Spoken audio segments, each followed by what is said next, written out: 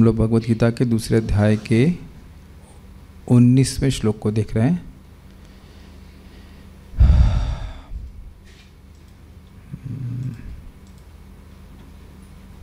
आपने 18वें में क्या देखा था? 18वें में भगवान ने देह की अनित्यता को समझाया था। अंतवंत इमे देहा नित्यस्योक्तः शरीरिणः अनाशिनो प्रमेयस्य तस्माद् युद्धस्व भारत। नित्य जीव के जो शरीर धारण करने वाला है उसके ये सारे देह किसी भी अवस्था में जो हैं वह सब अंतवंत हैं, अंतवान हैं, ऐसा उक्ता, ऐसा तत्वदर्शी कहते हैं। और वह आत्मा अनाशी है, अप्रमेय, उसको नापा नहीं जा सकता। तस्माद् युद्धस्व भारत, इसलिए अर्जुन तुमको युद्ध करना चाहिए, शोक नहीं करना चाहिए भीष्मादि के संबंध में।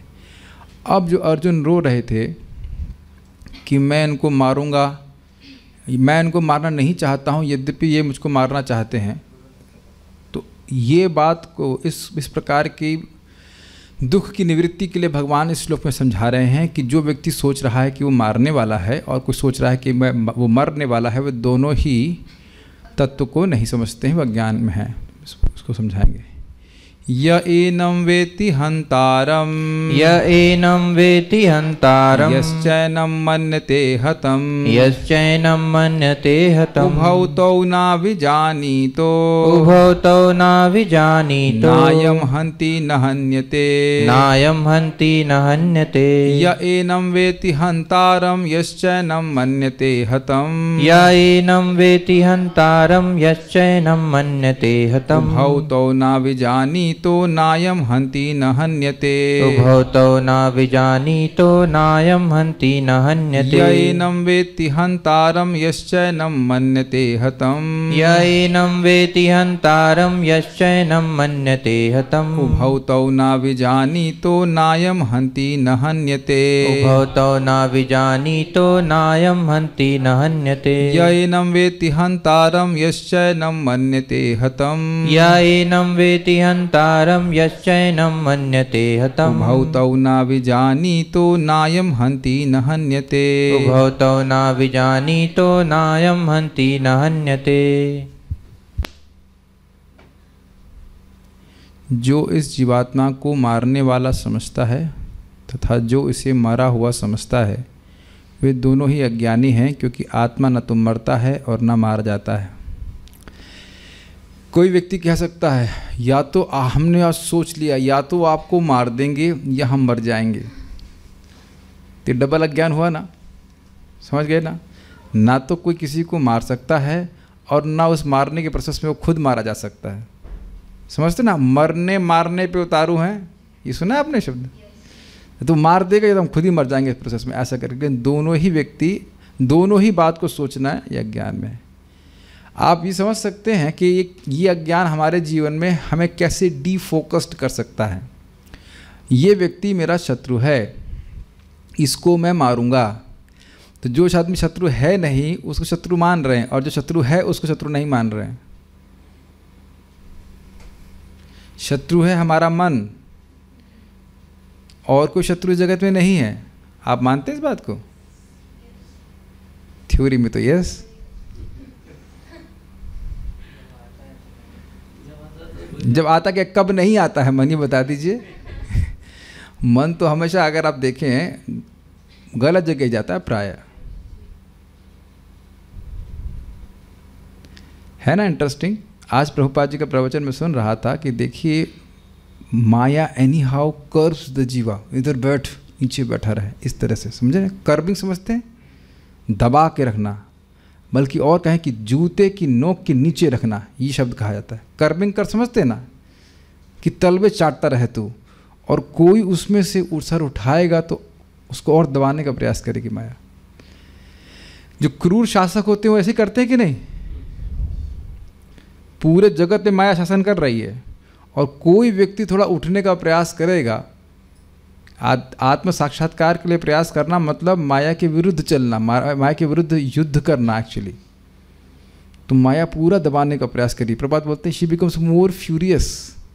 लेकिन माया का बड़ा सुंदर टेक्निक है, वो दबाएगी ना आपको उस प्रकार से कि तुम भक्ति नहीं कर सकते, तब तो वो झगड़ा कर लेंगे आप, क्या क्यों नहीं कर सकते, क्यों नहीं कर सकते, क्यों नहीं करने दोगी, है कि नहीं। लेकिन वो ऐसे नहीं बोलती, वो प्रलोभन देती है, प्रलोभन देती है। जिन प्रलोभनों के द्वारा हम हमेशा फंसे रहे वही प्रलोभन वापस देती रहती।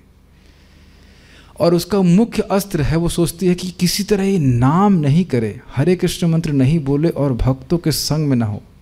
क्योंकि आप जानते हैं भक्तों के संग में आते ही जाप आप करने में कोई कठिनाई नहीं होती, या कठिनाई होती भी है तो बहुत कम अनुभव होती है, क्योंकि इन दो अस्त्रों के प्रत्युत्तर में माया के पास कुछ भी नहीं है। अब यहाँ बैठ के कोई पिक्चर देख सकता है क्या, बताइए। एटलीस्ट यहाँ बैठ के तो नहीं देख सकता। कुछ भी हो, आपका मन लगे या ना लगे, आप मान लो क्लास में आके बैठ गए, तो क्या आप यहाँ चाय पियेंगे? Not possible, is not. मैं जो वक्त सामने बैठे उनकी बात कर रहा हूँ। जूम वाले तो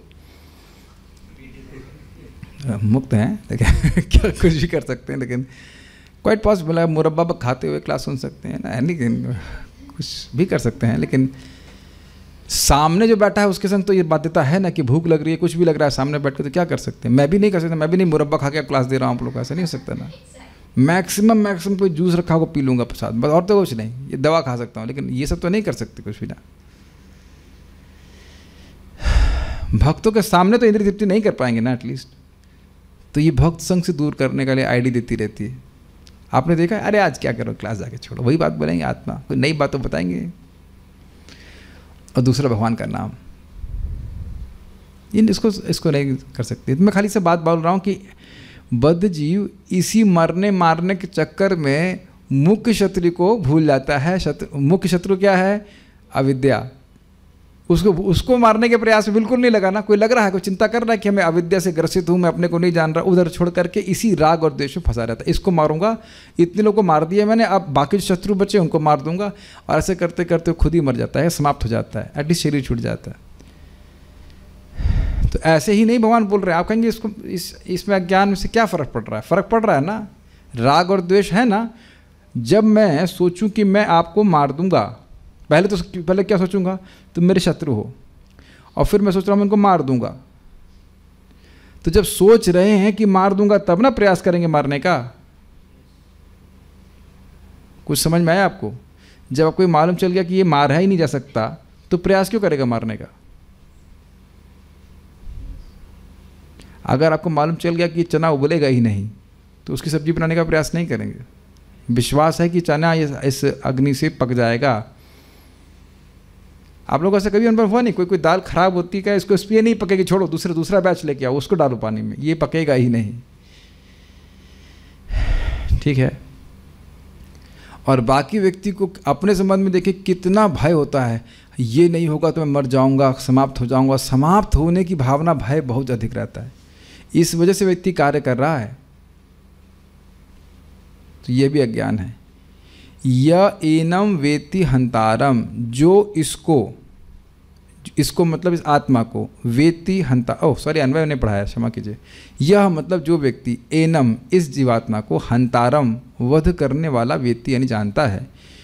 यह च एवं जो एनम हतम मन्यते, इस आत्मा को मरा हुआ समझता है। तौ उभाव, वे दोनों ना विजानिता, नहीं जानते, मतलब ज्ञान में स्थित नहीं है।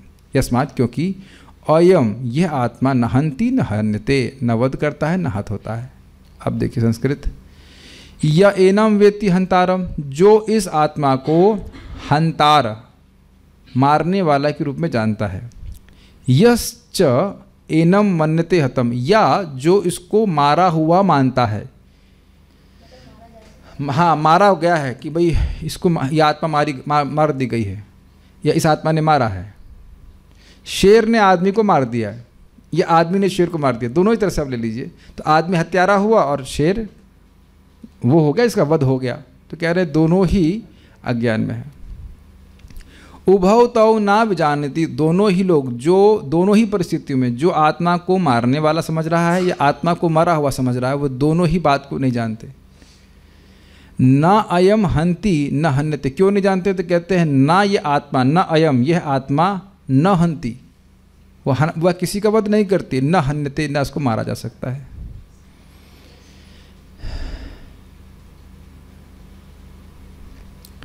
श्रीधरी, एनम अर्थात आत्मा को, आत्मा का हनन क्रिया में कर्मत्व एवं कर्तापन भी नहीं है, ये अर्थ है। कर्मत्व मतलब कि वह उस कर्म का ऑब्जेक्ट है, मतलब मारा जाने वाला है, और कर्तापन मतलब मारने वाला, दोनों नहीं है। उसका हेतु है, उसका कारण है कि आत्मा न तो मरता है ना ही मारता है। न हन्यते, ऐसा कहकर अब अगले श्लोक में भगवान ये कहते हैं कि आत्मा किस प्रकार 6 विकारों से शून्य है, इसी को दृढ़ करने के लिए वे न जायते आदि श्लोक कहते हैं। लिंग समझ में आया? ना तो आत्मा को मारा जा सकता है, आत्मा को मारा नहीं जा सकता, लेकिन आत्मा जन्म तो ले सकता है ना, आत्मा बढ़ तो सकता है ना, वृद्ध तो हो सकता है ना। तो कहते हैं नहीं, जो शरीर के विकार हैं वह भी आत्मा में नहीं होंगे, वो अगले श्लोक में बोलेंगे। अगला श्लोक तो बहुत अच्छा है, बहुत इंटरेस्टिंग है, बहुत ज़्यादा इंटरेस्टिंग है। कम से कम हम लोग अपना बर्थडे से अपनी पहचान करना तो बंद करना चाहिए। I mean this is too far out. नहीं, आज आपका बर्थडे, आपका बर्थडे, आपका बर्थडे बारंबार बोला जा रहा है, अजह अजह अजह अजह। तो फिर किसके लिए? बकरी है क्या? अजह मतलब बकरा भी होता है क्या बकरी है कि इतना दिमाग में हमारे नहीं घुस रहा है कि हमारा बर्थडे नहीं होता है? तो कहीं व्यवहार में तो करना चाहिए। अब व्यवहार में भी करना भी मूर्खता है। क्यों? मान लीजिए 19 अक्टूबर 1982 को मैं जेल में आया किसी, तो हर साल मैं सेलिब्रेशन करें कि हम अभी जेल में आए थे, हम जेल में आए थे क्या मतलब, ये तो मूर्खता है ना। अब बाकी लोग कुछ करें सो ना करें, अपनी कम से कम ये पहचान नहीं रखनी चाहिए कि मेरा आज बर्थडे है, मेरा आज बर्थडे है। क्या सुना? देखिए आप ये बात देख रहे हैं कि हम बार बार रोज सुन रहे हैं आत्मा आत्मा आत्मा आत्मा, कुछ प्रभाव भी चित्त पे हो रहा है कि नहीं? दिन में शायद एक बार तो याद आता हो कि आप आत्मा हैं। आपको आता है कि मेरे को तो कई बार याद आता है कि हम आत्मा हैं। रियलाइजेशन नहीं है, याद आता रहता है, याद आता रहता है। ये पहली बार ऐसा होता हुआ महसूस कर रहा हूँ कि इतना आत्मा आत्मा कर रहे हैं कि याद रहता है कि हम आत्मा है ना? It's very interesting. तो यानी सारा गेम सुनने का है। आप ऐसी बातें सुनते रहेंगे कि तुम शरीर हो, तुम कितने सुंदर दिख रहे हो, हाँ व्हाटएवर, लोग यही बात करते रहते ना, उस बात का प्रभाव हमारे चित्त पे पड़ता है। आप आज प्रयास कीजिएगा क्लास के अलावा थोड़ा शांत रहने का। You will see that how you become very observant. मेरी बात आपको समझ पा रहे हैं?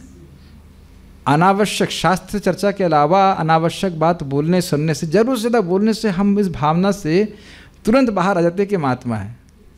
और आप उसको छानेंगे ना अपनी जो वाणी को, तो उसमें काम की चीज़ बहुत कम निकल के आएगी उधर से सब कचरा कचरा, मोस्टली कचरा रहता है। क्या ये बात से आप सहमत हैं? जब बिना सोचे हम बोलते जाते हैं, फिर आप बाद में छानेंगे, अपनी वाणी को छानेंगे कि इसमें काम की तो कोई बात नहीं थी। अधिक समय आप सुन सकते हैं, बहुत प्रबुद्ध हो सकते हैं। I will also try that. शास्त्र की चर्चा नहीं करते लोग। चलिए आगे बढ़ते हैं। सारार्थवर्षिणी, हे सखे अर्जुन, तुम आत्मा हो, तुम ना तो हनन क्रिया के लिए करता हो न ही कर्म हो। ये समझ में आ ही रहा होगा कि अर्जुन पहले 1.34 था ना, 1.34 में अर्जुन कह रहे थे कि मैं इनको मारना नहीं चाहता। एतान हंतुम न इच्छामि घ्नतोपि मधुसूदना।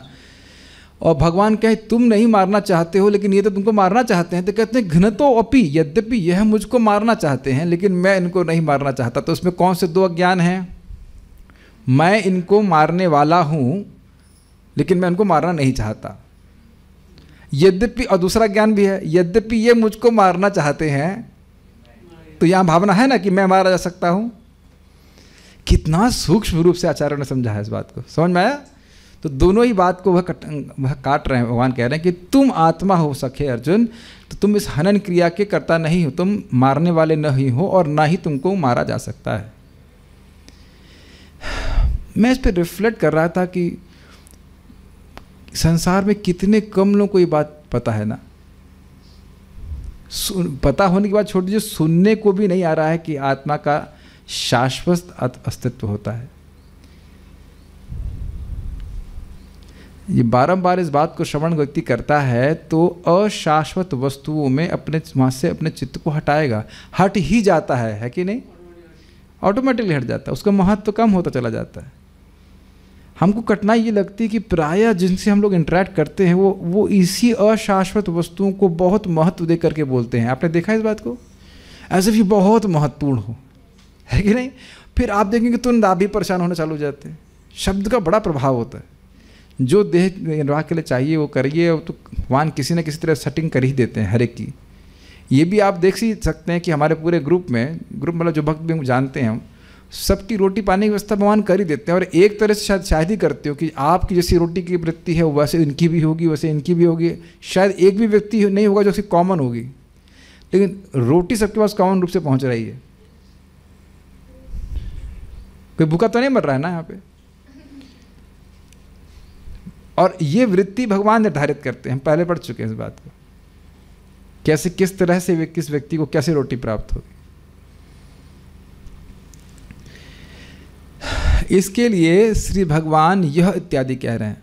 यह मतलब ये श्लोक बोल रहे हैं, जो ऐसा समझते हैं कि यह जीवात्मा हत्या करने वाला है, अर्थात अर्जुन भीष्म आदि की हत्या करते हैं, अथवा जो ऐसा समझते हैं कि भीष्म आदि के द्वारा अर्जुन हत होते हैं, वे दोनों ही अज्ञानी हैं। स्पष्ट है।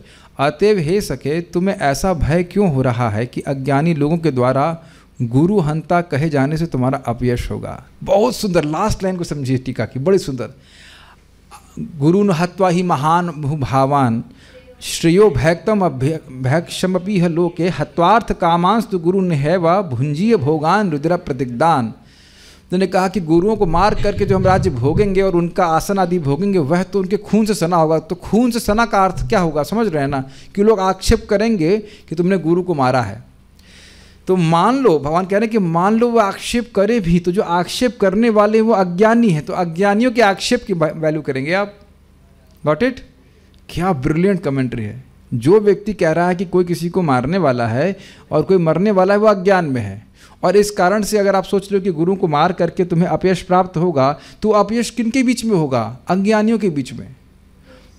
मान लो आप भजन करते हैं और आपका अपयश चोरों के बीच में फैल जाए कि ये तो भाई चोरी छोड़ चुका है, तो बहुत बुरा लगेगा आप लोगों को, है ना? कोई टेररिस्ट या चोर आपके बारे में खराब ओपिनियन बनाए, नहीं अच्छा आदमी नहीं है।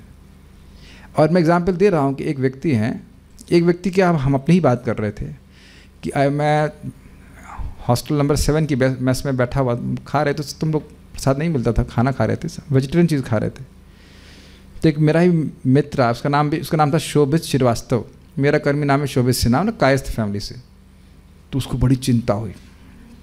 क्या चिंता है? क्या तुम मांस नहीं खाते? हमने कहा नहीं, मांस नहीं। अरे कायस्थ हो क्या आप मांस नहीं खाते हैं? कितना बड़ा, देखो बहुत बड़ा पाप कर रहे हैं। तो अब बताइए उसके ओपिनियन की वैल्यू की जाएगी।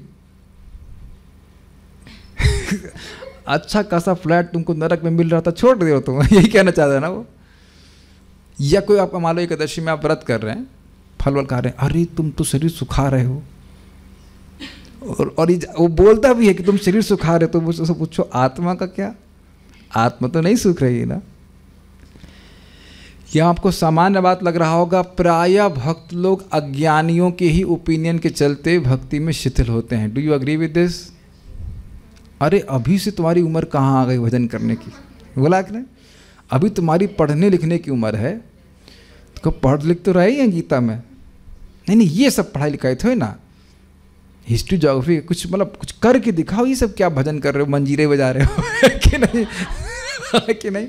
जैसे मैं एग्जाम्पल बता रहा हूँ, मैं जब ज्वाइन कर लिया तो माता जी को, हमारे पिताजी को बोले, अरे IIT करके लड़का आपका चिमटा बजाएगा, मंजीरा बजाएगा। और पिताजी को बहुत डिप्रेशन हो रहा है कि क्या हो रहा है, IIT करके हमारा लड़का ये करेगा। तो अब ऐसे लोगों के अज्ञानियों की बात का क्या महत्व है बताइए? है कि नहीं? आपको भी तो उसी प्रकार से बोल रहे थे, तुमको इसीलिए भेजा, तुमको बोला था कि शिक्षा प्राप्त करने के लिए, और तुम ये हरे कृष्णा कर रहे हो, ऐसे कुछ मैसेज किए थे ना आपको। तो जो अज्ञानी है, अज्ञानी लोगों के बीच में अपयश होगा तो क्या महत्व है इसका? समझ में आया? लेकिन जो भजन करते हैं उनका गुणगान देवता भी करते हैं। आप पहले ही मैं बोल चुका हूँ, शिव जी को आग्रह होता है कि कोई रा बोलेगा तो सोचते हैं माँ तो नहीं बोलेगा। कितना सुंदर है ना, जहाँ कोई भजन करने वाला था वहाँ शिव जी लौट रहे थे, मतलब शुरू भी नहीं किए, वहाँ शिव जी खुश हो जा रहे हैं। सारे देवताओं का आशीर्वाद होता है। देवान भावयतानेना ते देवा भावयन्तु वह परस्परम भावयन्तु श्रेयः परम अवाप्स्यता। जो व्यक्ति यज्ञ करता है देवता लोग उस पर आशीर्वाद देते हैं, क्योंकि देवताओं को यज्ञ का भाग मिलता है। आप जप कर रहे हो तो ऐसा मत सोचो कि भगवान को मिल रहा है, भगवान को तो मिल ही रहा, तो भगवान तो पेट की तरह है, भगवान को मिलता है तो सभी देवताओं को प्राप्त होता है, खुश होते हैं सारे देवता। हरि भक्ति आश्रितः आछे जार सर्वदेव वंदिता। हाँ, सारे देवता उसको वंदना करते हैं। तो ये सब बातें हैं। तो अगर कोई गुरु, अगर इसने गुरु को मारा है, ये किया वो किया, तो वह व्यक्ति को बोल रहा है वह है अज्ञान में, तो उनकी तुम ओपिनियन की कोई वैल्यू मत करो। हाँ बोलिए, कुछ माइक पे बताइए। जो पहले श्लोक में कहा गया था, इसमें जैसे लिंग बता रहे हैं कि तुम आत्मा हो, तो पहले श्लोक में ही क्लियर कर दिया था ना कि आत्मा को कोई भी मानने में समर्थ नहीं है। हाँ, लेकिन ये 1.34 में भगवान तो पुरानी बात भी याद कर रहे हैं ना, उनको तो सब पुराना भी याद रहता है, हम लोग भूल जाते हैं। भगवान को याद है कि ये बोले थे कि गुरुओं को मारूंगा, इनको मैं मारना नहीं चाहता, इनको मैं मारना नहीं चाहता। तो उस चीज़ को यहाँ एक्सप्लेन, तो हाँ करें कि तुम मारने वाले हो ही नहीं। तो इसका लिंक उस श्लोक से है, 1.34 के उस उत्तर को यहाँ पे दिया जा रहा है। हाँ, इसका पिछले श्लोक से लिंक उस तरह से नहीं है। पिछले श्लोक में जो डिस्कशन हुआ वो ये था कि भीष्म आदि की मृत्यु से शोक है। देखिए थोड़ा समझिए, जरूरी नहीं है कि भीष्म आदि को अर्जुन ही मारे, लेकिन ये युद्ध होगा तो ये मारे जाएंगे ना। अर्जुन ये नहीं कह रहे कि वो राज्य केवल वही भोगेंगे, राज्य तो युधिष्ठिर आदि सब मिलकर भोगेंगे, तो सभी का राज्य खून से सना होगा। कोई भी मार सकता है युद्ध में, तो कोई किसी को भी मार सकता है ना। तो भीष्म जरूरी नहीं कि अर्जुन का ही के द्वारा मारे जाए, किसी को भी द्वारा मारे जाए, तो पाप तो चढ़ेगा ना हम लोगों को। और वहाँ क्या बोल रहे हैं कि एता न हन्तुम इच्छामि, इनको मैं नहीं मारना चाहता, वो अपने लिए बोल रहे हैं। तो समझने का प्रयास कीजिए कि इस युद्ध में भीष्म आदि मारे जाएंगे, तो वो एक शोक था अर्जुन का, तो उसको नष्ट करने के लिए बताया गया कि आत्मा का नाश नहीं हो सकता। और अर्जुन का व्यक्तिगत ये दिक्कत कि मुझे गुरुओं को मारना होगा या इन अपने संबंधियों को मारूंगा मैं मारना नहीं चाहता हूँ, और यद्यपि ये मुझको मारना चाहते हैं, तो उस अज्ञान को भगवान इस यहाँ पे नष्ट कर रहे हैं कि तुम आत्मा हो, और आत्मा होने के नाते न तुम मारने वाले हो और न कोई आत्मा मरने वाली है। ठीक है। कुरुक्षेत्र एक बहुत बड़ा चेंजिंग रूम है, ड्रेस चेंज की जाएंगी सबकी, लेकिन कोई मरने वाला नहीं। हता गता स्वरूपम, भागवत से जानते ही हैं कि जो व्यक्ति कुरुक्षेत्र युद्ध में मरा वह अपने स्वरूप को प्राप्त हुआ। हता मारा गया, है ना कितना इंटरेस्टिंग बात। हत गत स्वरूपम, हता मारा गया, तो मारने के बाद कहाँ गया, स्वरूप की प्राप्ति किया, मतलब मारा नहीं गया, बाह्य रूप से लगा कि मारा गया। समझ पा रहे हैं। भीष्मदेव की उक्ति है ना, तुम भीष्मदेव की चिंता कर रहे हो, मान लो अर्जुन, भगवान अर्जुन से कहे तुम भीष्मदेव की बात सुनो, वैसे तो ये आगे बोलेंगे भीष्मदेव युद्ध के बाद। हत गत स्वरूपम, तो हत मतलब जो मारे गए, तो जो मारे गए उनको अपना स्वरूप प्राप्त हुआ, तो कोई मारा गया। शरीर तो हमेशा ही मृत है, पृथ्वी को मार सकती हैं आप, जल को तो मार ही देंगी, और मन को, तो शरीर तो पहले से ही मृत है। तो एक व्यवहार की बात बोली जा रही है कि हाँ मारे गए, लग रहा है कि मारे गए। ये कॉन्ट्रास्ट नहीं लग रहा आपको। हता गत स्वरूपम कैसे हो गया, जब मार दिए गए तो क्या स्वरूप, कौन स्वरूप की प्राप्ति करेगा। हम आज पहली बार इस बात पे विचार कर रहे हैं। हता गता, कुछ समझ रहे हैं मैं क्या कह रहा हूँ। भगवान भीष्मदेव कह रहे हैं हता जो मारे गए, गत स्वरूपम उनको स्वरूप प्राप्त हुआ, तो ये फायदा हुआ ना। अच्छा शरीर, दिव्य शरीर प्राप्त हुआ कि नहीं। तो खैर हम खाली बात ये कर रहे थे कि उनका यानी आत्मा का हनन नहीं होता है कभी भी, सीधी बात हो रही। तो आत्मा ना किसी को मारने वाला है ना मरने वाला है। गीता भूषण टीका, इस श्लोक में भगवान कृष्ण आत्मा के अविनाशी स्वभाव को पुष्ट करते हैं। जो व्यक्ति यह सोचता है कि जीव जिसका अविनाशी स्वभाव है वह तलवार या अन्य किसी अस्त्र से किसी का वध करता है और सोचता है कि इस प्रकार का जीव तलवार से छत हो जाता है, तो ऐसा व्यक्ति वास्तविक ज्ञाता नहीं है। ये बात अब प्रैक्टिकल लेवल पे देखिए, हम लोगों को भले ही तलवार से कोई अटैक नहीं करता है, लेकिन शब्दों से तो करता है ना। और हमारा इस प्रकार से रोना, क्या ये नितांत बेवकूफ़ी है कि नहीं, मूर्खता है कि नहीं? पढ़ तो हम रहे हैं लेकिन खुद ही हम अज्ञान में हैं, और उसके बाद हम प्रतिशोध लेना चाहें तो ये हमारा ज्ञान है कि नहीं? क्यों कि उतना समय आपका भजन से गया। प्रभुपाद जी बहुत अच्छी तरह से बता रहे हैं, अगर आप हरे कृष्णा करना चाहते हैं तो सहिष्णु होना पड़ेगा। Are able to follow? क्यों होना पड़ेगा? अगर हर चीज़ के लिए आप झगड़ा ही करने बैठेंगे तो वो समय हरे कृष्णा से गया कि नहीं गया? और वो जो झगड़ा किया वो आपके हरे कृष्णा में भी प्रवेश कर जाता है। और बहुत बार आप कुछ कर भी नहीं पाते हैं, कभी भी कुछ नहीं कर सकते हो, और बहुत बार कुछ कर नहीं पाते हैं। Got it? आत्मा का तो आप कुछ कर नहीं सकते, और बहुत बार जो सोचते हो कुछ कर लेंगे वह भी नहीं कर पाते, खाली जलते रहते हैं हम लोग। ये अज्ञान है कि नहीं? क्या आपको लगता है नहीं कि भगवत गीता हमारे लिए हेल्पफुल है? ये समझ लीजिए कि भक्ति में प्रगति कर रहे हैं तो प्रतिशोध की भावना समाप्त होनी चाहिए, तभी वैकुंठ की प्राप्ति हो सकती है। सिद्धांत ये है कि हमारे ही कुछ गलत कर्मों की वजह से ही हमें कोई व्यक्ति दुख दे रहा है, अदरवाइज इज नॉट पॉसिबल। हमारी जीभ हमारे ही दांत के बीच में आती है, दूसरे के दांत के बीच में नहीं आती। हमारी जीभ मेरी जीभ मेरे दांत के बीच में है, वो तेरे दांत तोड़ दूंगा। क्यों? मेरी जीभ मेरे दांत के बीच में आई है। तो ये क्या लॉजिक है? क्या ये बुद्धिमानी है? विश्वास नहीं होता ना। हम जैसा इतना सज्जन साधु पुरुष व्यक्ति, हा वाह वाह, कभी इतना तवा किसी जन्म में कुछ गलती नहीं की, देखो ये व्यक्ति है वो कितना दुख दे रहा है। और जब मैं बोल रहा हूँ वो व्यक्ति वो घर के बाहर का नहीं होगा, वो घर के अंदर वाला भी होगा। मोस्टली तो घर के अंदर वाला होता है कि असत्संग तो हम करते नहीं, बाहर के लोगों से तो बातचीत नहीं करते, तो अब दुख कहाँ से देंगे भगवान? घर वाले पास वाले ही देते हैं। This helps a lot, helps a lot. तो चलो वो दे रहे हैं उसे तो हम कंट्रोल नहीं कर सकते, लेकिन जब प्रतिशोध की भावना आप रखेंगे तो फिर अज्ञान ढका रहेगा, ज्ञान ढका रहेगा कि मैं आत्मा हूँ। जब कोई मुझे टच ही नहीं कर सकता, चलो शरीर की बात अलग है, जब शरीर को ही नहीं टच कर सकता तो शब्द क्या टच करेंगे? और उसी में घुटता रहता है, क्यों बोला, क्यों कहा, ये वो इत्यादि। Do you agree with this? ठीक। तो यह भी दिखाता है कि हम वास्तविक ज्ञान में नहीं हैं। आत्मा जो चेतना का एक सूक्ष्म स्फुलिंग मात्र है, सूक्ष्म माने स्मॉल और स्फुलिंग मतलब स्पार्क, उसको ना तो काटा जा सकता है और ना किसी अन्य तरीके से परिवर्तित किया सकता है। कोई कहे कि काटा नहीं जा सकता, तुम गर्म कर दे ये भी हो सकता है कि नहीं? नहीं काट सकते, बॉईल तो कर सकते, नहीं बॉईल भी नहीं कर सकते, कि अग्नि भी प्रवेश नहीं कर पाएगा। किसी चीज़ को भी विनाश करने के लिए उसमें व्याप्त होना पड़ता है, अग्नि भी आत्मा में प्रवेश नहीं कर सकता है। वह ना तो मारने वाला है और ना मारा जा सकता है, ना तो यह मारने की क्रिया का करने वाला है और ना ही मारा जाने वाला है। व्यक्ति को समझना चाहिए कि आत्मा को शरीर से अलग करने से आत्मा का हनन नहीं होता है। समझ में आ गया? यहाँ यह वर्णन किया गया है कि आत्मा का किसी के द्वारा भी वध नहीं हो सकता है, इसलिए कोई भी वधकर्ता नहीं हो सकता है। लेकिन इस तर्क का उपयोग अनावश्यक हिंसा के लिए नहीं करना चाहिए। और अर्जुन यहाँ क्या अनावश्यक हिंसा कर रहे थे? नहीं जी, वह आवश्यक हिंसा कर रहे थे।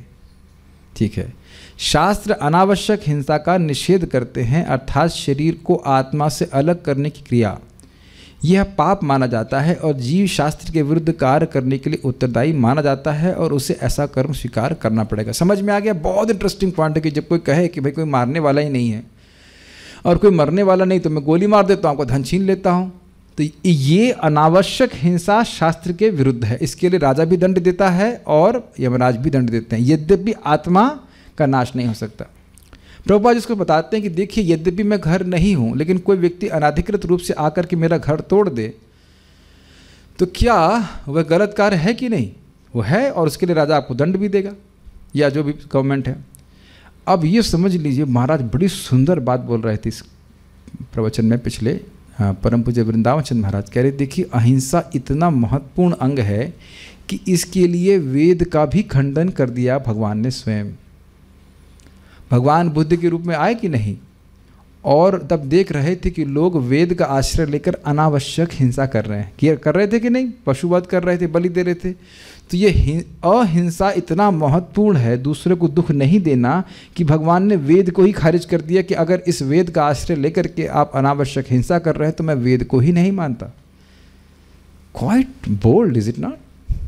वेद हमको हिंसा के लिए प्रवृत्त नहीं कर रहा है।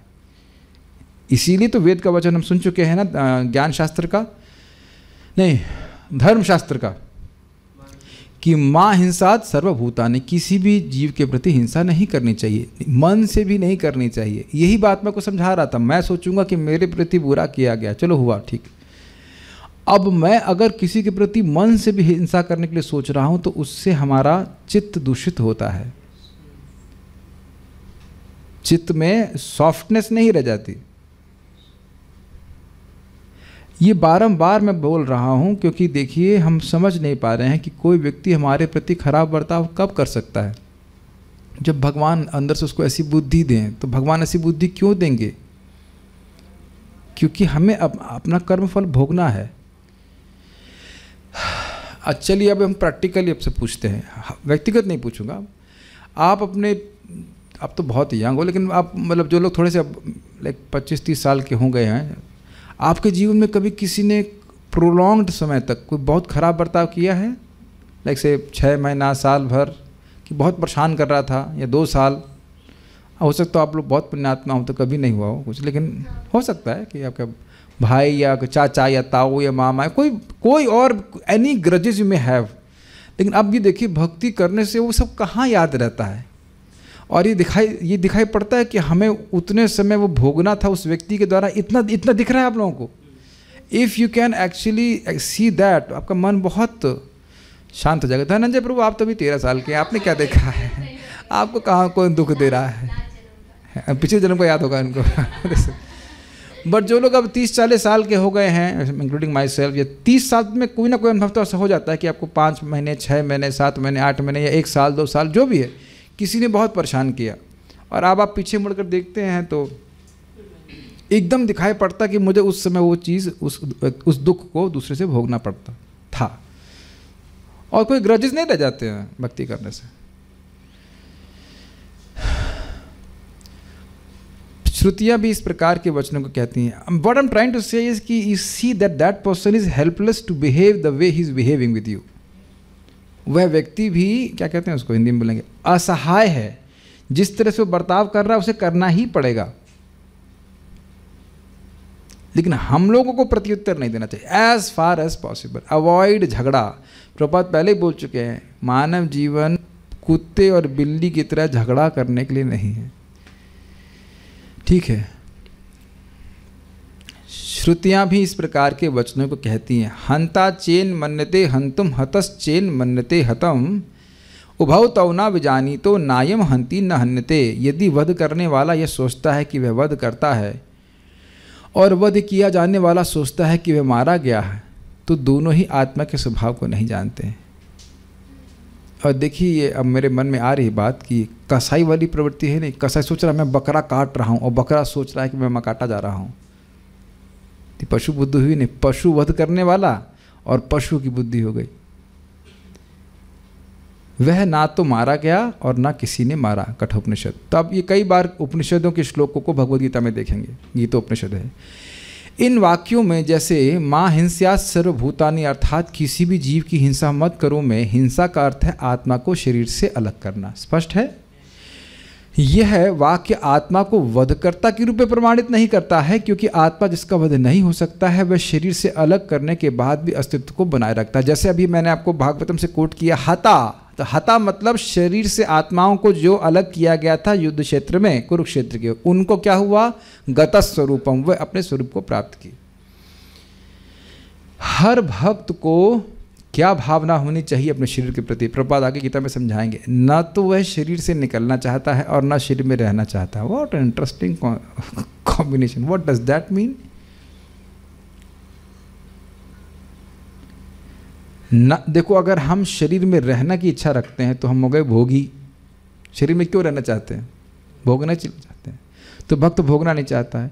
अच्छा, शरीर से निकलना चाहता है कौन? जो मोक्ष की इच्छा रख रहा है, मैं मुक्त हो जाऊं, दोनों ही चीज़ नहीं। भगवान जब तक इस शरीर में रख रहे हैं तब तक भगवान की सेवा करेंगे। अब भगवान की इच्छा अपने पास ले जाएं तो अपने पास ले जाएं, नहीं तो अगला शरीर देंगे तो फिर भगवान की सेवा करेंगे। This is very subtle point to be understood. Neutral, न तो शरीर को भोगने की इच्छा है, न शरीर से मुक्त होने की इच्छा है।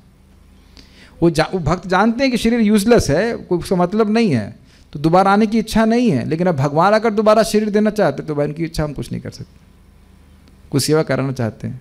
दिस इज़ वेरी इंटरेस्टिंग, आप अगर से कैच कर सकें तो। इतना तो सबको समझ में आ गया होगा ना कि मृत्यु के समय आप मरोगे नहीं।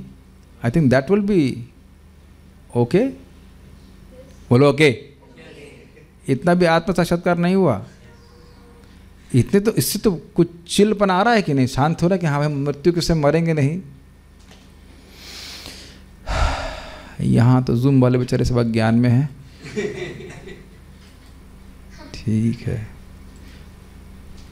मेरे ख्याल से इतना सबको समझ में आ गया होगा।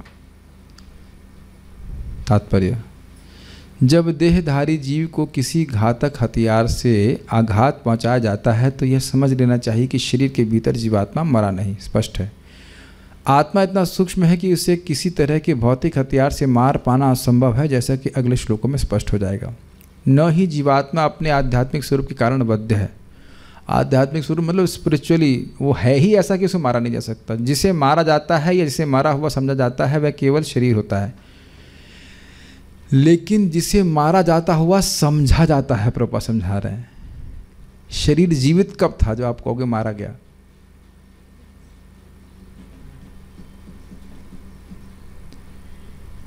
और शरीर तो हमेशा परिवर्तनशील है। शरीर जीवित कब था? पहली बात तो यही है।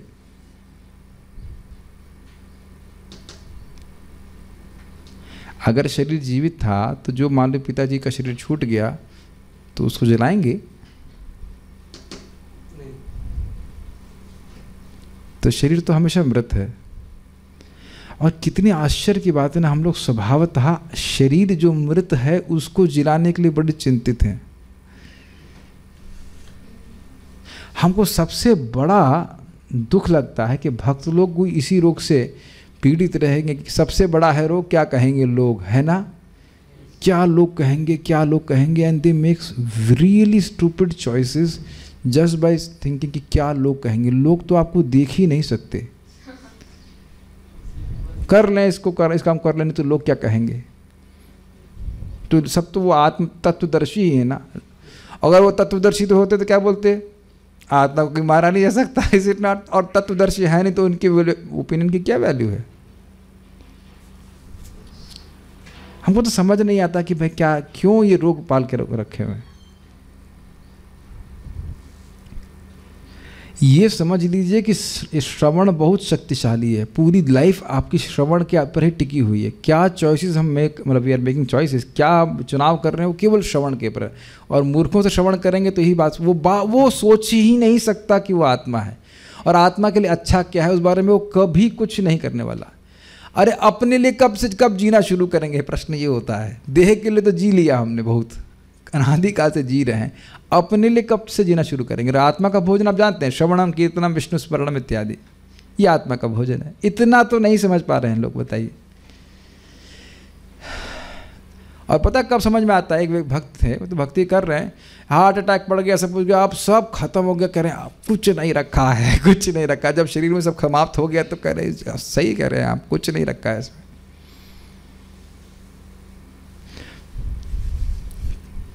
किंतु इसका तात्पर्य शरीर के वध को प्रोत्साहित करना नहीं है।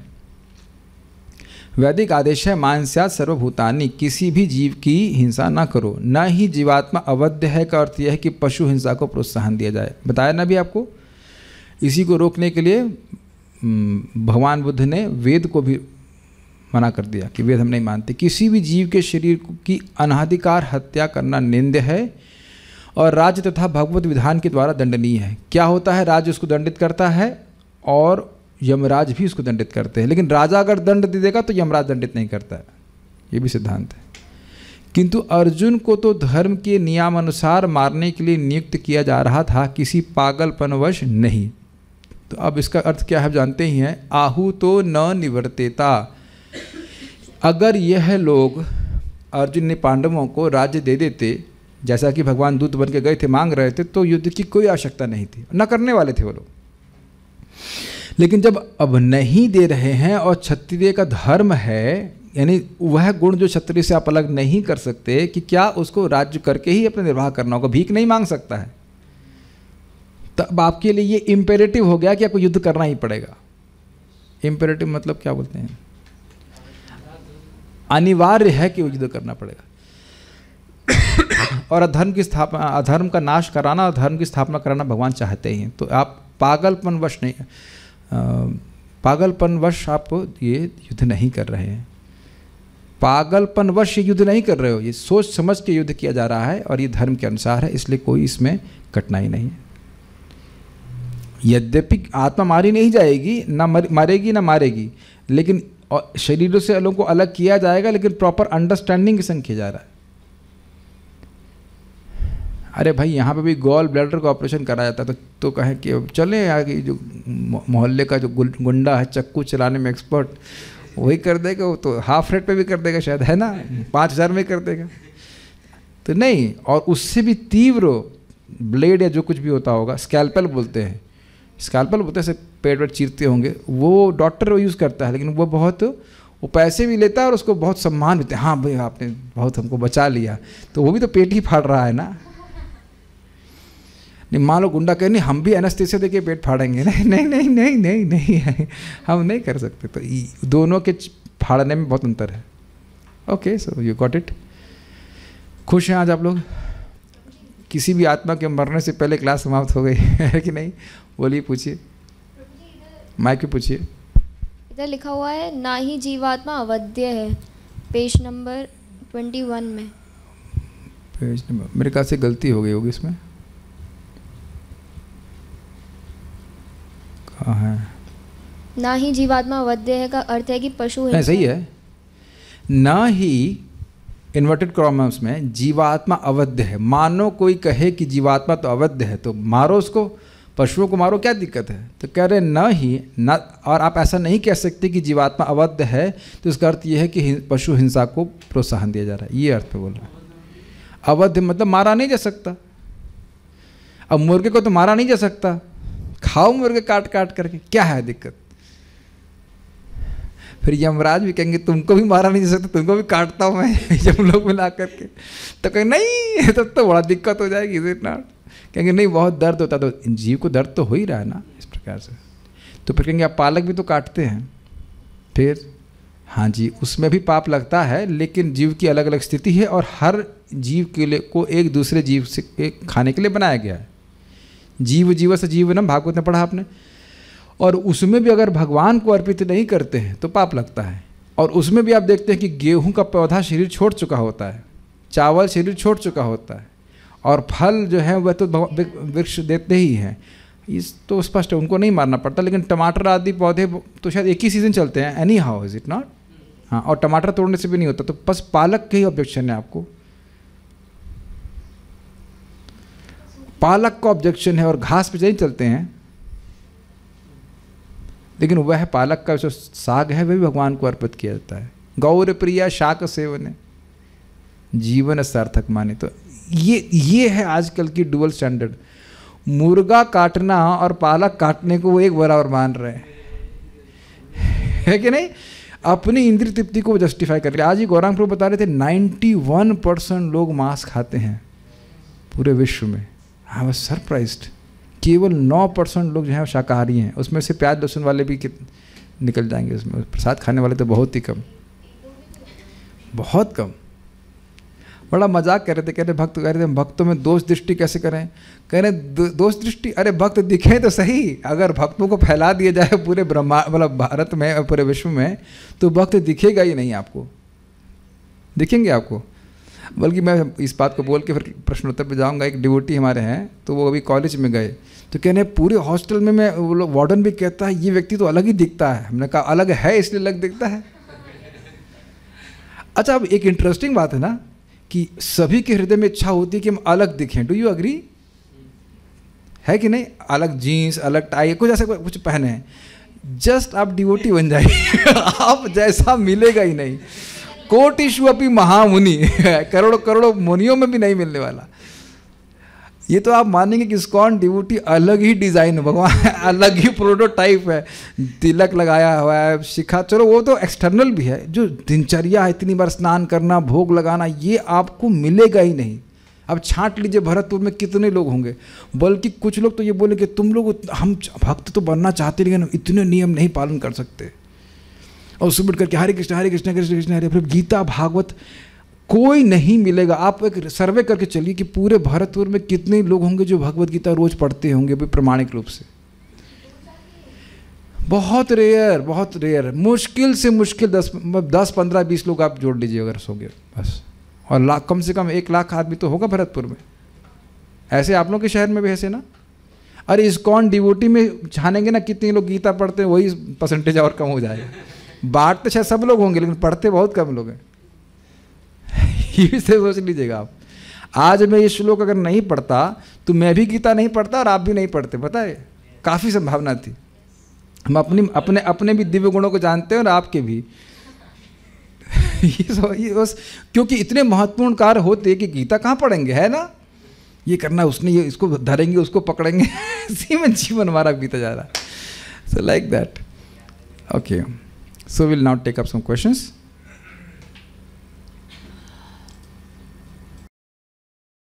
पहले के प्रश्न में जाऊँ, एक चीज़ मैं कल शाम वाली बताना चाह रहा था कि वो और क्लियर नहीं हुई थी, कि वो वैसे शाम को फिर बताऊंगा, फिर बता देता हूँ इन केस, कि एक योगी मन को अपनी बुद्धि से में लीन कर दे, और बुद्धि, और उसके बाद वह क्षेत्रज्ञ में इन सबको लीन कर दे। तो उसका अर्थ क्या है थोड़ा समझिए। जैसे कुछ महीने पहले, कुछ, मुझे डेट से याद नहीं, 1 साल पहले मान के चलिए, तो मुझे इको फार्म का चार्ज दिया गया था।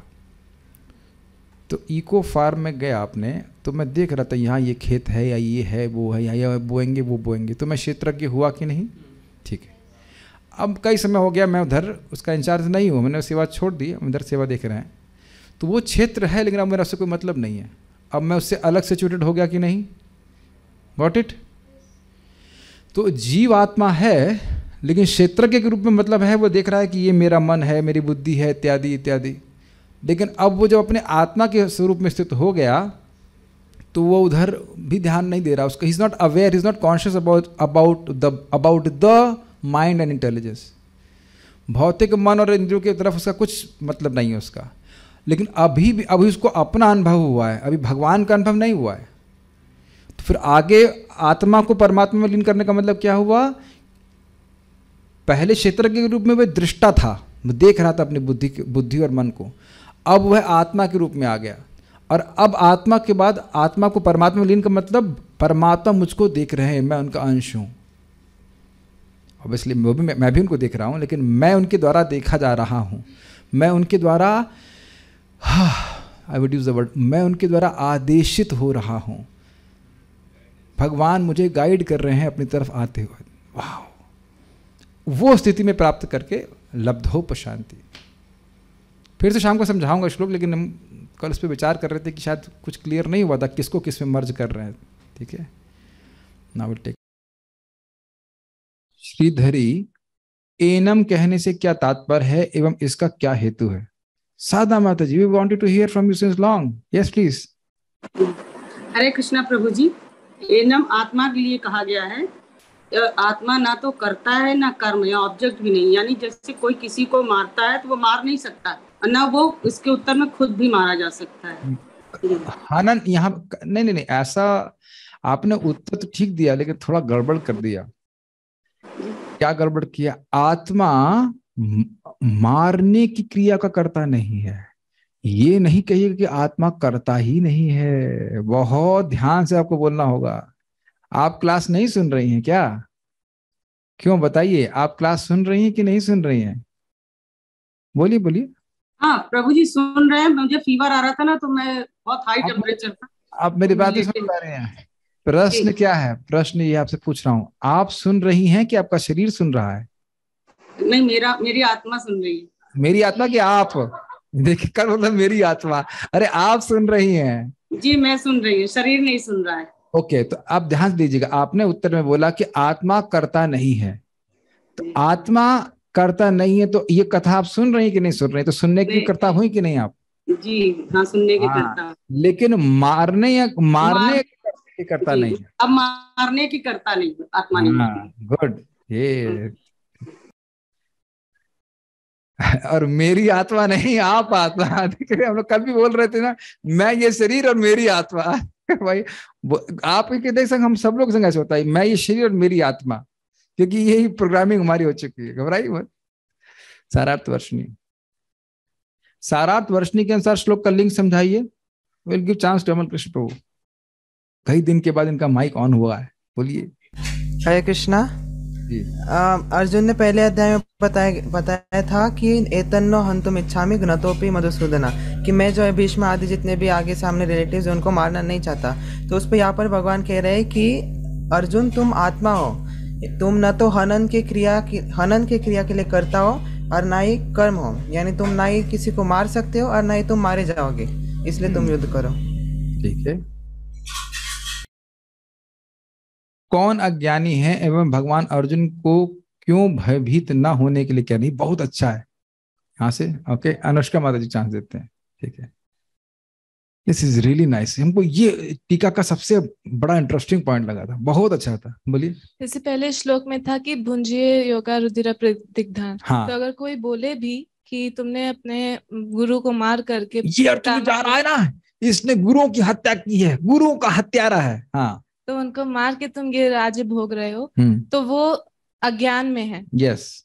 तो उनकी वैल्यू नहीं है कोई उनकी opinion की। उनकी कमेंट की क्या वैल्यू? तो तुम क्या भय कर रहे हो? तुम जान रहे हो कि तुमने धर्म की संस्थापना के लिए युद्ध किया है, और लोग जो बोलते हैं सब बोलते रहे। ये बात क्यों महत्वपूर्ण है, मैंने एक्सप्लेनेशन क्या दिया था, ये तो अर्जुन के संबंध में है। हमारे लिए इसका क्या महत्व है बताइए? कि मतलब फैमिली में अगर कोई बोलता भी है कि भक्ति इस एज में, अरे ये तो ओल्ड एज का काम है। हाँ, और वो खुद नहीं कर रहे ओल्ड एज में। हाँ, ठीक है। तो उतने नहीं सुनना चाहिए, अपने धर्म का पालन करना चाहिए। यस, भगवान के प्रति जो हमारा कर्तव्य है उसको करते ही रहना चाहिए। उनसे झगड़ा करना चाहिए नहीं। हाँ हाँ हाँ हाँ हाँ हाँ हाँ हाँ, ठीक है, आप सही, हाँ हाँ हाँ कर, लेकिन खुद भक्ति करते रहना चाहिए। ठीक है। कुछ नहीं कर रही है बच्ची हमारी, ये बहुत बातें बोलते लोग, कुछ नहीं कर रही है। तो वो एक्चुअली क्या बोलना चाहिए? वो क्या बोल रहे हैं? अरे जगत में और बंधने की लड़की ले, लड़की ये कुछ कर ही नहीं रही है, दोबारा जन्म इसको कैसे मिलेगा? ये लड़का हमारा कुछ कर ही नहीं रहा है, भक्ति ही करता रहेगा तो मुक्त हो जाएगा, दोबारा जन्म कैसे मिलेगा? वो ये कहना चाहते हैं। और हम लोग प्रभावित हो जाते हैं, अरे हाँ हम तो कुछ कर ही नहीं रहे, हम तो बस भगवत गीता पढ़ रहे हैं ना, as if it is very easy. और हम तो बस भागवतम पढ़ रहे हैं और जप कर रहे हैं बस, और प्रसाद खा रहे हैं बस। नहीं, आप भगवत धाम की बस में बैठे हैं बस। समझ में आया कि नहीं आया? कूदना मत यहां से बस। ये हम एक बार नहीं देख रहे हैं, बात जो प्रैक्टिकल लेवल में काउंसलिंग में हम लोग को डील करनी पड़ती है वो यहाँ पे होती है। मुझे इसलिए अजीब सा लगता है कि लोग इतनी जल्दी कैसे प्रभावित हो जाते हैं। उसका कारण भी है, थोड़ी कोमल श्रद्धा होती है, जरा सा कुछ मासी ने, कुछ ताई ने, कुछ चाची ने बोल दिया, बस भ्रमित हो जाते हैं। कोई बात नहीं, कोई बात नहीं। ये पर्सनल कमेंट्स भी हैं, जनरल कमेंट्स भी हैं, बट ये मेरा कर्तव्य है थोड़ा पिंच करना, कि उधर से भी पिंचिंग चल रही है। समझ रहे हैं? वो जो आप समझते हैं, वो जो रस्सा कश्ती का गेम होता है, उसमें जो जॉइंट है ना, वो बाहर भक्त लोग हैं, इधर से भक्त लोग खींच रहे हैं, उधर से माया के लोग खींच रहे हैं, तो आप ऐसे तो चलता रहता है कि नहीं। एक एग्जाम्पल आपको तो, हमारे वीरभद्र प्रभु थे, बड़ा अच्छा मृदंग, बहुत अच्छा गाते भी थे, मृदंग सीख रहे। तो एक व्यक्ति बोल दिया, अरे मृदंग तो रजोगुण का कार्य है। बेचारे भ्रमित हो गए, अरे बाप रे, हमने कौन से शास्त्र में लिखा है विशाखा बजाए मृदंग, तो रजगुण में बजा रही हैं। ये दिव्य ग्रंथ है, दिव्य वाद्य यंत्र है। एक बात, एक लाइन को इधर से उधर बोल देगा ना, ज्ञान नहीं होगा तो आपका मन घूम जाएगा। ज्ञान की बात छोड़ दीजिए, कोई मेरे कान में कुछ ऐसी बात चली जाती है, उसका प्रभाव होता है चित्त पे, मैं भी अनुभव करता हूँ, फिर अपने मन को मैं स्थिर कर लेता हूँ। जैसे हम प्रीचिंग करते हैं, कोई बोलता है आपके अंदर गुरु सिंड्रोम है। हमने कहा ये कौन सी बीमारी है? आप लोग पढ़े बायोलॉजी में? सिंड्रोम तो है, गुरु सिंड्रोम कौन सा होता है? मैंने कहा ये काम है, इसकी कोई दवा होम्योपैथिक? मैंने गुरु क्या है? और भगवान कह रहे हैं कि इस ज्ञान को दूसरों को जो देता है वो सबसे प्रिय है। तो हम अगर सुबह 1 घंटा क्लास दे रहे हैं, शाम को 1.5 घंटा क्लास दे रहे हैं, तो ये गुरु सिंड्रोम है। और दुनिया में लोग कोचिंग पढ़ा रहे हैं 8-8 घंटे, उनका पढ़ा नहीं रहे 8 घंटे। फिर और कोई बोलता है, भगवान बोल रहे कि जो व्यक्ति ये फिजिक्स आईआईटी कोचिंग की फिजिक्स क्लास पढ़ाता है वो मुझको सबसे प्रिय है। ये डिवोटीज भी ऐसी बातें बोलते हैं। कुछ तो कुछ वैल्यूएबल कुछ क्रिटिसिज्म करो ना। ये गुरु सिंड्रोम और गुरु सिंड्रोम में तो तेरा बता दीजिए भाई इसका इलाज क्या है। We are talking about Krishna, is it not? Krishna says कथयन्तश्च माम नित्य तुष्यन्ति च रमन्ति च। हमको तो बहुत अच्छा लग रहा था। और ये मैं देखा एकदम बात मैं तो अपने चित्त में देखता हूँ। श्रील भक्ति सिद्धांत ठाकुर जी कहते हैं, anyone who is interested in Krishna कथा इज आवर फ्रेंड। एकदम मैं ऐसे बता रहा हूँ, मुझे बिल्कुल उन्हीं से मित्रता करने की इच्छा होती है जो उनको कृष्ण कथा में रुचि होती। बाकी से क्या मतलब है बताइए? आप लोग भी ऐसा अनुभव कर रहे होंगे ना कि just naturally we become friends. यदि मैं टीचर हूँ, आपसे थोड़ा सीनियर हूँ, जो कुछ भी बोलेगा फ्रेंडली ओनली ना, फ्रेंडली से यस से यस, हाँ ठीक है। Just natural affection among devotees because we have, भगवान में चित्त जा रहा है। देख रहे हैं बार बार भगवान की बात आ रही, भगवान की बात आ रही, और उसमें बहुत सुख मिलता है। एक बात में और रिफ्लेक्ट करना चाहता था, बड़े सुंदर reflection Krishna just give me yesterday, amazing amazing. देखिए इस जगत में किसी को प्राप्त करने का, किसी के सानिध्य प्राप्त करने की इच्छा हो, और वो अच्छा व्यक्ति सब कुछ भी, लेकिन एक कठिनाई है ना कि वो दूर है। समझ गया मैं क्या बोलने वाला हूं ना? होता है ना कि आप आपका कोई मान लीजिए बच्चा है या आपकी वटेवर प्रेमिका है, या जिसको कुछ भी आप जिसको बहुत चाहते हैं कि हमारे पास रहे या रहे कुछ भी, लेकिन जरूरी तो नहीं कि वो रह पाए। ऐसा तो नहीं कि तत्क्षण आपके पास आ जाए। कोई भी किसी का बच्चा दूर है, रोते रहते ना लोग, यहाँ हमारा बच्चा बहुत दूर है, लाला क्या करता है, बाबू कहाँ चला गया, करते कि नहीं? करते कि नहीं? कृष्णा इज डायरेक्टली हरे कृष्णा। या आपने भगवान की कोई बात सुनी है तो उसका स्मरण कर रहे हैं, तो वो भी कृष्ण है, हृदय में तो है ही। मैं पता है सब बात क्यों सोच रहा था? कल प्रभुपाद की बात में सोच रहा था कि मन को अगर आध्यात्मिक इंस्पिरेशन मिल जाए तो भगवत धाम जाने के लिए अद्भुत रूप से कार्य करने लग जाएगा। ये कुछ मैं बिल्कुल अतृप्त रह गया था, उसका एक्सप्लेन नहीं किया कल ठीक से। द पॉइंट इज, एक बार मन में भगवान को प्राप्त करने की इच्छा आने लगी तो भगवान दूर कहाँ है बताइए? You can always connect to Krishna, is it not? Chant Hare Krishna, hear Bhagavad Gita, एक के बाद एक आपके पास सेवा का अवसर से आप भगवान का संपर्क प्राप्त कर सकते हैं। वो मन में इच्छा आनी चाहिए। और वो आपने सुना था, याद है कि कब आएगी इच्छा? जितनी जितनी चेतना शुद्ध होगी, उसे आप बात सुनोगे उसको, उतना ही मन आपका धावित होगा भगवान की तरफ। I must get Krishna, I must get Krishna. अरे यार एक प्रश्नोत्तर है, मैं इतना सुंदर बात है मन में आई थी कि मैं इसको शेयर करना चाहता था। आगे बढ़ते हैं। गीता भूषण टीका, कौन वास्तविक ज्ञाता नहीं है? जिसने फिजिक्स नहीं पढ़ी है, बस केमिस्ट्री में जिसके नंबर कम है वही ज्ञाता नहीं है। प्रिय शबसी माता जी से प्रकाश डालेंगी। और इस श्लोक में भगवान किस बात की पुष्टि करते हैं? Where are you? यस बोलिए। हरे कृष्ण प्रभु जी इसमें बताया था कि जो व्यक्ति यह सोचता है कि यदि वह किसी अस्त्र से किसी अन्य व्यक्ति का अगर वध करता है तो वह जीव क्षत हो जाता है, उसका क्षय हो जाता है या वह मर जाता है, तो वह वास्तविक ज्ञाता नहीं है, क्योंकि भगवान इस श्लोक में आत्मा के अविनाशी स्वभाव की पुष्टि कर रहे हैं। जी सही उत्तर। आत्मा के 4 विशिष्ट गुणों का वर्णन कीजिए।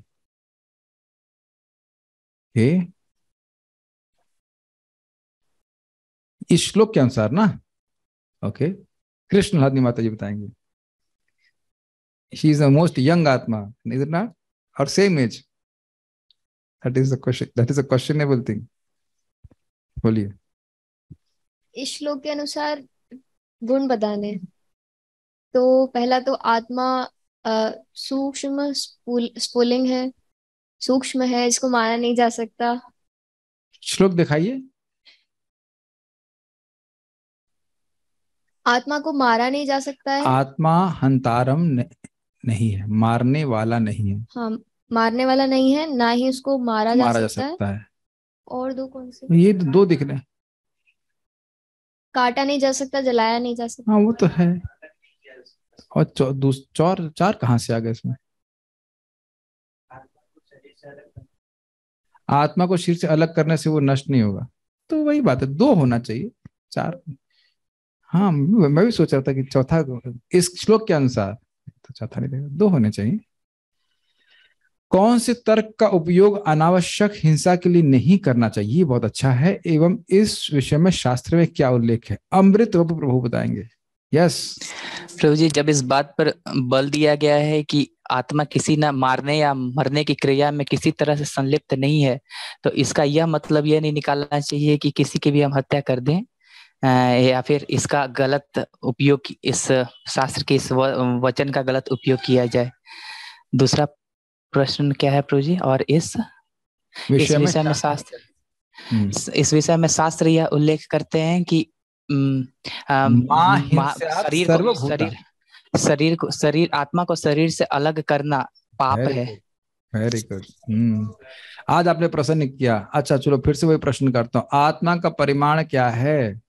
तो जी सूक्ष्म, 1000 अणु तो ठीक है, और इसका साइज 1000, 1/10,000। 1/10,000। Good good good. उस दिन इतना गुस्सा आया था हमको, बहुत गुस्सा आया था। सब भूल गए लग रहा है। ठीक है ठीक है। तो आपके घर में जो 2 आत्माएं, वो भी कुछ गीता होता सुनती है कि नहीं सुनती है? जी प्रभु जी, चैंटिंग करती हैं और हम लोग डिस्कस करते हैं आपस में। Very good. आपस में, यहाँ नहीं आने देंगे। ज्यादा वैराग्य ना हो जाए। Hare Krishna Hare Krishna. Okay, good to hear this. Actually देखिए, जैसे आपका वर्क फ्रॉम होम चल रहा है, पता नहीं शायद 11:30 चलता है, अरे कुछ सब कुछ छोड़ के गीता को सुनना चाहिए। एकदम आपका मन पूरा फ्रेश हो जाएगा। अभी शाम को पता नहीं आपके शाम का तो कब तक जॉब चलता है, सब कुछ छोड़ करके कथा सुनना चाहिए। हमको ये अच्छा लग रहा है, यश प्रभु अभी तो आज नहीं दिख रहे हैं, नहीं तो दुकान पे ही दुकान अपनी बंद मतलब थोड़ा सा डिस्टेंस करके अपना वीडियो ऑन करके क्लास सुनते हैं। इसके लिए ही तो हम लोग जी रहे हैं ना, कथा के लिए। एक इंटरेस्टिंग बात महाराज में बोलते हैं कि देखिए, जगत में भी पति पत्नी होती है, बच्चे होते हैं, लेकिन पति का एक अपना दोस्तों का समुदाय होता है। देखा है आपने? तो कई उधर उसकी ज्यादा रुचि होती है बच्चे पालने में, और उसमें ज्यादा रुचि नहीं होती। मान लो दारूबाज है तो दारू के संग करेगा, या कुछ पत्ते खेलने वाले होंगे, ऐसा कुछ होता है। लेकिन उसके अपने दोस्त होते हैं apart from so called family. भौतिकता में हाँ, फ्रेंड सर्किल जिसमें वो घूमता रहता है कि नहीं? तो उसी प्रकार से ठीक है, परिवार है, सब कुछ होना ही चाहिए, अच्छी बात है, पूरा परिवार भी रहे तो। लेकिन भक्तों का एक समुदाय रहना चाहिए जहां पे कृष्ण कथा चर्चा हो सके। मैं केवल इनको ही नहीं बोल रहा, ऐसे भी मतलब रहना ही चाहिए, या जिसमें अपने हृदय की बात हम कह सकें। या एनम वेत्ति हंतारम यश्चैनम मन्यते हतम की पुष्टि और कहाँ की गई है? तो एक कठोपनिषद में कही है, इजी है। मां हिंसा सर्वभूतानि में किस हिंसा की बात हो रही है? ये भी इजी है, तो हो चुका। शरीर से आत्मा को अलग करना, और इससे क्या सूचित हो रहा है? हम अब ये प्रश्न नहीं करेंगे, प्रश्न थोड़ा कठिन कर रहे हैं कि अहिंसा, जो कि आपने टीका में नहीं पढ़ा था, अभी मैंने लेक्चर में बोला था कि अहिंसा इतना महत्वपूर्ण है। वो परम पूज्य वृंदावन चंद्र महाराज ने क्या कमेंट किया था जो मैंने कोट किया, अगर किसी ने ध्यान से सुना है? ओके, आत्मनिवेदन प्रभु, दैट वाज वेरी। देखिए, कुछ चीजें मैं ऐसे बोलता हूँ ग्लॉस करके कि बहुत अच्छी बात बोली गई थी, ग्लॉस करके, ग्लॉसिंग जैसे हाईलाइट करके बोलता हूँ, तो ध्यान नहीं दिया आपने। बताइए। विनोद जी महाराज कहा था जो बुद्ध जो है वो वेद के जो आज्ञा है उनको अवहेला कर। क्या बोले? थोड़ा आराम से बोलिए। हाँ, बुद्धदेव। हाँ, बुद्धदेव, वो वेद की जो आज्ञा है, तो उनकी आज्ञा को अवहेला करके और सारी जीव को पशुवध से। हाँ, अहिंसा इतना महत्वपूर्ण बात है, दूसरे जीवों को दुख नहीं देना, कि वेद की अवमानना कर दी भगवान ने, स्वयं भगवान कर दी। ये बहुत बड़ी बात है, क्योंकि वेद का उपयोग हिंसा करने के लिए हो रहा था। ठीक है। अच्छा, तनिषा माता, ये बताइए कि हमें दूसरों के प्रति हिंसा क्यों नहीं करनी चाहिए? आत्मा तो नहीं मारा जा सकता। प्रभु जी, दूसरों के प्रति हिंसा हमें जैसे आपने बताया था कि वैसे तो करनी ही नहीं चाहिए कि हम किसी को मतलब खा रहे हैं, पर किसी के प्रति हमें शब्दों से या मन में भी हिंसा नहीं करनी चाहिए। क्योंकि ये भी था कि जैसे अगर हम चैंटिंग कर रहे हैं और हम किसी के प्रति हिंसा या उसका भावना ला रहे हैं, तो वो हमारी चैंटिंग को भी इफेक्ट करेगा, मतलब हमारी भक्ति को भी इफेक्ट करेगा। प्रतिशोध की भावना से युक्त व्यक्ति भगवान के पास नहीं जा सकेगा। दिखाता हूं उसको, मैं दिखा दूंगा, दंड दूंगा, दूसरों को दंड देने की भावना से, ठीक है, नहीं करता भक्त। प्रतिशोध अगर आप मान रहे हो कि आप वैष्णव हो गए हैं, तो चेक कर लीजिए कि प्रतिशोध की भावना कितनी गई है। एक प्रश्न मैं और करूंगा, अगर किसी ने हमारे प्रति खराब बर्ताव किया है तब हमें क्यों नहीं खराब करना बर्ताव करना चाहिए? टिट फॉर टैट क्यों नहीं चाहिए? आई फॉर एन आई, और क्या कहते हैं उसको, दांत, टूथ फॉर अ टूथ, दांत तोड़ा उसने तो मैं भी दांत तोड़ूंगा उसका। वर्षा माता जी इस पे कुछ कहना चाहती हैं? Yes please. हरे कृष्ण प्रभु जी। ऐसा हमारे पूर्व कर्मानुसार हमें भोगने को मिल रहा है। यदि कोई हमारे साथ बुरा बिहेव कर रहा है तो हम ऑलरेडी उसकी पेमेंट पिछले जन्म में कर चुके हैं। हाँ, वाह, that's a good way of saying this. हमने पेमेंट किया है, ऑर्डर किया है कि अगले जन्म में हमको दुख दीजिए, तो आज आपको हम किसी को खराब बर्ताव कर रहे हैं तो वो आ रहा है। आप कहेंगे नहीं मैंने तो ऑर्डर नहीं किया है। नहीं नहीं, आपका ही नाम लिखा है। क्या ये मेरे लिए पार्सल है? हाँ जी, वो आपका ही पार्सल है। कभी हुआ कि ये पार्सल, ये तो मेरा नहीं, नहीं ये आपका ही है, ये आपने ऑर्डर किया है। That's why in this life we should not mistreat others. बहुत घूम करके आता है। श्रील प्रभुपाद जी तात्पर्य, क्या यह कहना सही है कि देहधारी जीव को आघात पहुंचाया जा सकता है? वेल नहीं, कि वो सूक्ष्म है, इजी है। वैदिक आदेश जीवात्मा अवध है का क्या अर्थ है एवं अर्जुन को क्यों वध करने के लिए नियुक्त किया जा रहा है? ओके, बहुत इजी है, इजी क्वेश्चंस। अंकित प्रभु जी बताइए, कहाँ गए? गायब हो गए। जहां भी माता जी हैंड रेस के बोलिए, प्रयास कीजिए। आपकी आवाज नहीं आ रही। हरे कृष्णा। हाँ बोलिए। प्रभु जी इसमें बताया वैदिक आत्मा जैसे जीवात्मा अवध देगा, इसका अर्थ यह है कि अगर जैसे कि ये बताया जाए कि जीवात्मा जो शरीर है तो उसमें जीवात्मा को आप ना ही अर्जुन मार सकते हैं ना ही वो उसको कर्म लगेगा उनको मारने का, इसलिए उनको भगवान ये कह रहे हैं कि आप वध करिए, युद्ध करिए, और ना ही आप इसको करता है ना ही आप कर्म करने वाले हैं। ठीक है, हमको उत्तर समझ में नहीं आया पूरी तरह से। ओके, शैली शुक्ला माता जी क्या सोच रही हैं? हाथ नहीं खड़ा करेंगे तो उनको पूछा नहीं जाएगा। यू आर बिकमिंग चालाक, सॉरी चालू नहीं, चालाक। हरे कृष्ण प्रभु जी। हाँ। उनको यही भगवान कह रहे थे कि ना ही आप जीवात्मा को मारने वाले हैं, ना ही आपको इसके ऊपर आपको धर्म करना है। धर्म के लिए आपको इसका युद्ध करना है। आप लोग उत्तर तो समझ रहे हैं लेकिन उसको व्यक्त नहीं कर पा रहे हैं। क्लियरली बताइएगा। प्राण माता जी, मैं चेक करना चाहता हूं कि आप बोल सकती हैं कि नहीं। नहीं बोल सकती हैं? अब बोल के बताइए कि नहीं बोल सकती हैं। अच्छा ठीक है, ओके, तो will give chance to Tanisha माता जी। प्रभु जी इसमें बताया था कि जीवात्मा अवध्य है से अर्थ है कि ये पशु हिंसा को प्रोत्साहन नहीं देता है, और इसका अर्थ है कि किसी भी जीव या पशु की हिंसा नहीं करनी चाहिए, क्योंकि किसी भी जीव के शरीर का ही अंधिकार हत्या करना निंदनीय है और दंडनीय। राज्य की साइड से भी और यमराज की उनसे भी। और अर्जुन को इसलिए नियोजित किया गया था क्योंकि वह धर्म के नियम अनुसार ही मतलब युद्ध कर रहे थे, किसी पागलपन वश नहीं। बस simple. Okay, so will stop here. हम प्राण करेंगे। भक्त लोग चतुर होते जा रहे हैं। हाथ ही नहीं खड़ा करेंगे, वीडियो ऑन रखेंगे, हाथ नहीं खड़ा करेंगे। ठीक है, तो पूछा जाए कोई बात नहीं, you know I know devotees are चतुर। So, greatest asset is to have faith on the words of the Lord and Lord's representative. सबसे बड़ा धन है भगवान और भगवान के भक्तों के वचनों पे श्रद्धा रखना। क्यों? भगवान बोल रहे हैं मन मना भव मद भक्तो मत याजी माम नमस्करो, है ना। और ये एक्चुअली भगवान ने हमको आकर के नहीं बताया, कोई भक्त आके बता रहे हैं। प्रभुपाद जी बता रहे ना, 16 माला जप करो, 4 नियम का पालन करो, भगवान के पास चले जाओगे। कहाँ चले जाओगे? इधर हम सोचते नहीं, तभी कठिनाई की सोचते हैं।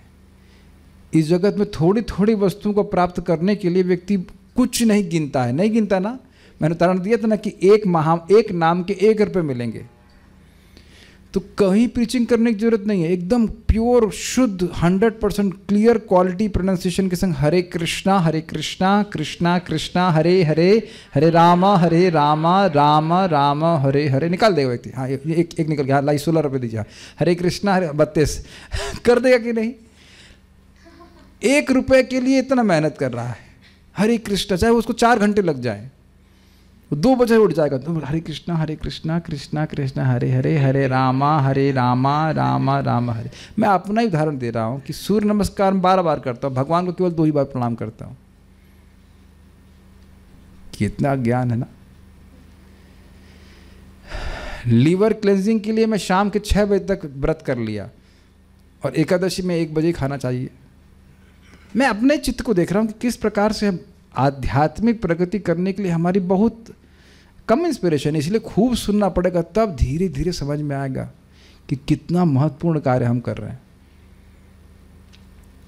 बहुत बड़ा ये धन है श्रद्धा का, क्योंकि श्रद्धा होगी तो करेंगे, और करेंगे तो क्या होगा, भगवान के पास चले जाओगे। It's very good. ओके, अच्छा बोरी लग रही है अब 31 से 40 ये भी हमारे डिवोटी